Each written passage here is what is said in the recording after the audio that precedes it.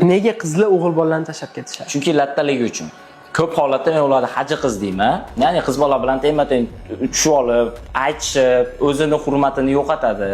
Любой ayol kishi o'zidan kuchliroq erkak kishini oldida o'zini kichkinagina prinsessadek his qiladi. Agar o'sha narsani erkak kishi o'g'il bola bera olmayotgan bo'lsa, undan ko'ra kuchliroq erkakga ketadi. Undan ko'ra kuchliroq deganini mashinasi bor, BMWsi bor emas. O'ziga bo'lgan uverenности, ishonchi bor, ambitsiyasi bor, kelajagiga bo'lsa kengroq qaraydi va o'zini ustida ishlaydi. Har kuni ertalabdan kechgacha kontur bilan samovardan chiqmaydigan emasda, o'zini ustida doim ishlaydigan. Unaqa erkakdan qaysi qiz ketadi? O'zingiz ayting menga. Doim o'zini ustida ishlaydigan, rivojlanib boradigan, o'ziga qarab va qalbi toza bo'lsa. Ayting, kim ketadi? Ketmaydi.